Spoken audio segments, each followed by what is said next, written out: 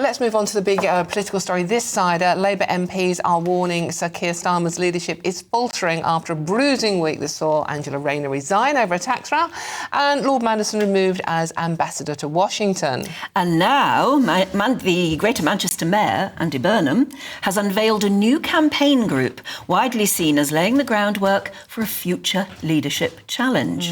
So some Labour MPs are saying the clock is ticking for their leaders. And others aren't holding back either. The Bassetlaw MP, Jo White, circulated a pamphlet celebrating Labour's U-turn on winter fuel and highlighting her own push to challenge the government. So can Sir Keir reassert his grip, or is it time at the top already slipping away? Well, joining us in studio, political editor of Times Radio, Anna Mikhailova. And it's lovely to see you. Good morning. In a new guise as well. Indeed. But my goodness, what an interesting time for you to take this new role. Indeed. Actually, as political editor, because nearly anything's happened. Well, my first day was day one of Keir Starmer's reset. So there you are. The last 2 weeks have been... You haven't really left the office.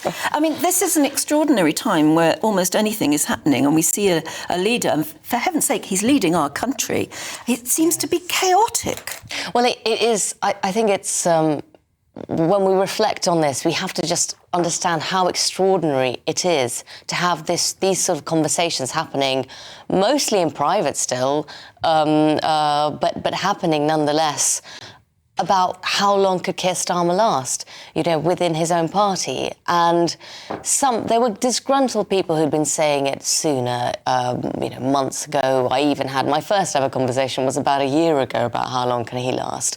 But it is absolutely extraordinary that this is becoming more mainstream when he has frankly just got in with a huge majority and turned around his party's electoral prospects completely. So, and what happened this week, and these stories about Andy Burnham, there was already talk about Andy Burnham a week ago before everything with Peter Mandelson.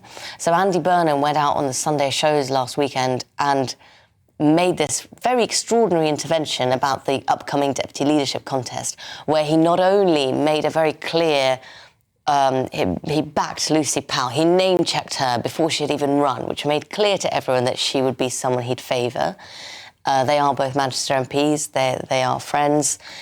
And then he also criticised Keir Starmer's not just government, but actual management style of the party, because a lot of this goes to the heart of how unhappy MPs are with how number 10 and the Starmerites have been handling them from day one.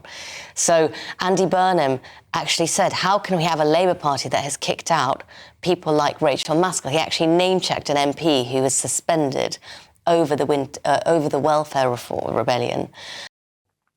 Have you had a random call lately from a strange number, maybe trying to sell you something or even scam you? If so, your info could be out there. That's because of data brokers, shady companies that scrape the internet for your personal details and sell them to marketers or even scammers. These days, scammers can even use AI to mimic your friends' voices and trick you into sending money. It's not just annoying. Data brokers often target vulnerable people with high-interest loans or sketchy offers. But there is a solution. Incogni, the sponsor of this video. Incogni contacts data brokers on your behalf and requests your info be deleted from their databases. And because your data can keep popping up, Incogni keeps sending removal requests to make sure it stays gone. They've just launched a new unlimited plan with custom removals. If you find your info on a weird website, just send them the link and their privacy team will work to get it taken down. Getting started is easy. Hit the link in the description, create your account and let Incogni handle the rest.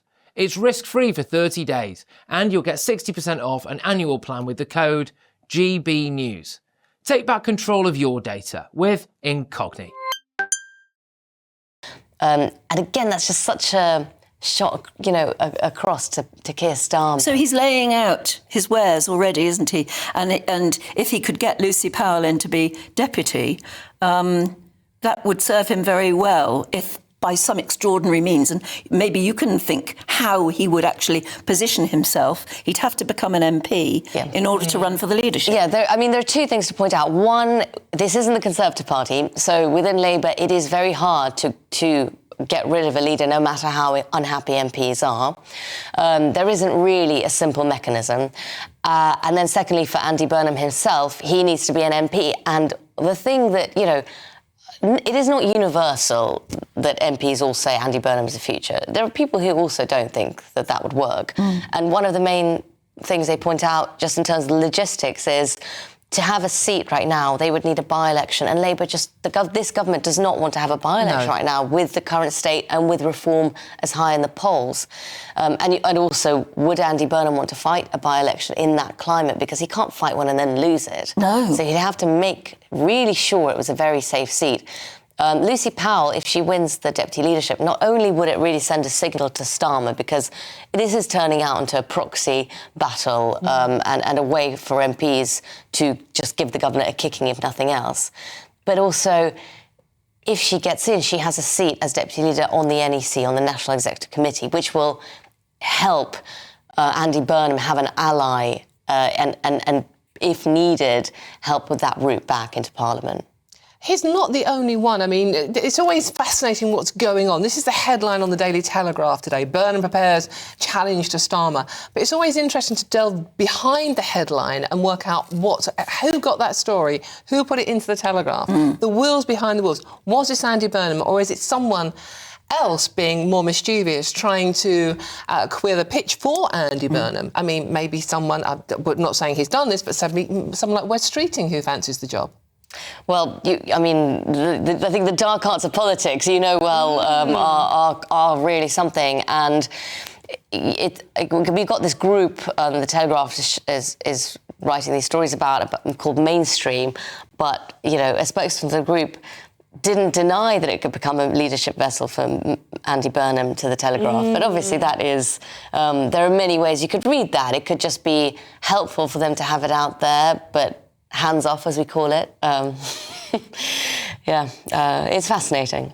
It is, yes. They've got to be ready. I mean, and as you said, Andy Burnham isn't necessarily King of the North to some people. He really isn't. We're getting a lot of reaction from people who live locally and don't like him at all. Well, exactly. The issue with this, Anna, briefly, is if the government, the ministers and the backbench put as much effort into running the country, we wouldn't be in the state we are, as they are in for this jostling for position and infighting. They're as bad as the Conservatives were before them.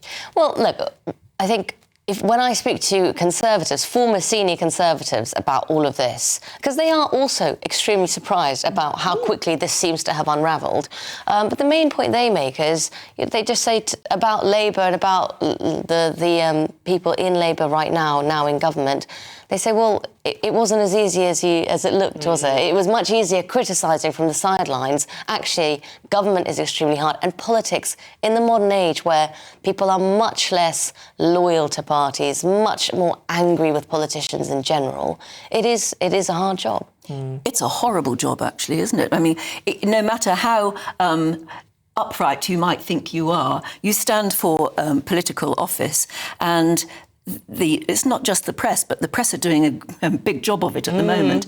But it's everybody. You automatically make enemies, don't you? And people who will scratch away at your private life, at your finances and everything else until they find a weakness. Well, and I think that's a really good point. And also, don't forget, the 2024 election had a record number of new MPs, and a lot of those MPs, particularly when they first got in, were actually really shocked at how much abuse they were getting, at how much anger there was just by virtue of being in government. I think they just assumed that there was so much goodwill towards Labour going into the election that it would continue. But actually, as soon as things like winter fuel happened, people really, really were angry and expressed it to them. And those MPs, some of them are very young and quite inexperienced and have been really shocked. We'll talk more later. We've got lots of time to talk about so many more things.